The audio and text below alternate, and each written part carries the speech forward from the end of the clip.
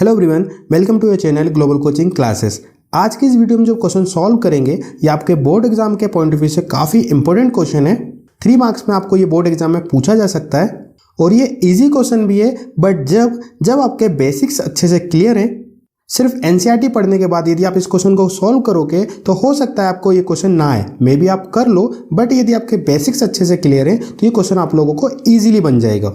तो देख लेते हैं हमको इस क्वेश्चन में क्या दे रखा है। इसमें दे रखा है what is the ratio between the areas of the circle and square when a square is inscribed in a circle. इन्होंने क्या पूछा है, हमको रेशियो पूछा है किसके बीच में, सर्कल के एरिया में और स्क्वायर के एरिया में। जब इन्होंने क्या बता रखा है कि स्क्वायर जो है वो इंस्क्राइब्ड है इन अ सर्कल। देखिए इस क्वेश्चन में यदि आपको इसका फिगर समझ में आ गया ना तो इजीली आप इस क्वेश्चन को कर सकते हो। देखिए इन्होंने क्या बोला है कि जो स्क्वायर है वो इंस्क्राइब्ड है इन अ सर्कल, यानी कि सर्कल के अंदर एक स्क्वायर है। ठीक है, यानी कि हमने फॉर एग्जांपल ये सर्कल बनाया, फिगर ठीक नहीं बन रहा है ना, बट आप थोड़ा समझ लेना यार, ये रेक्टेंगल जैसा लगने लगा। ठीक है, रेक्टेंगल नहीं स्क्वायर है, सारी साइडें इसकी बराबर हैं। ठीक है, तो इन्होंने क्या बोला हम देखते हैं। हमको रेशियो निकालना किसके बीच में, एरिया ऑफ सर्कल और स्क्वायर के बीच में। अब इसके लिए सबसे पहले तो हमको सर्कल का और स्क्वायर का एरिया निकालना पड़ेगा। तो अब सर्कल का एरिया हम कब निकाल पाते हैं, जब उसकी रेडियस मालूम हो हमको। तो अभी तो रेडियस दे नहीं रखी, तो हम क्या मान लेंगे, इसकी रेडियस को मान लेंगे। लेट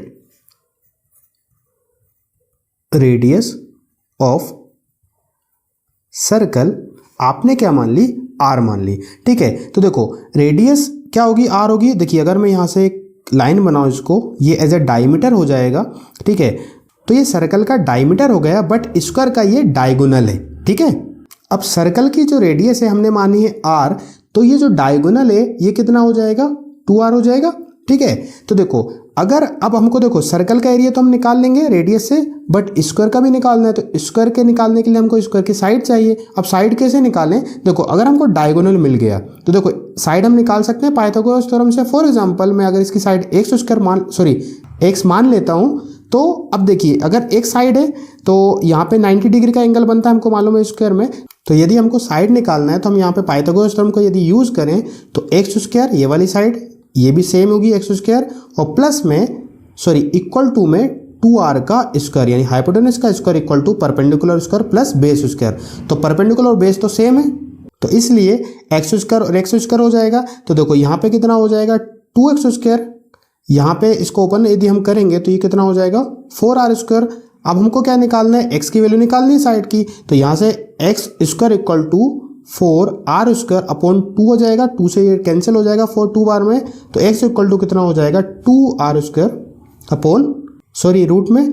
तो यहाँ से यदि हम x की वैल्यू निकालें तो कितना हो जाएगा, √2r। r बाहर निकल जाएगा क्योंकि स्क्वायर है, 2 का कोई स्क्वायर रूट नहीं होता है तो वो रूट में रहेगा।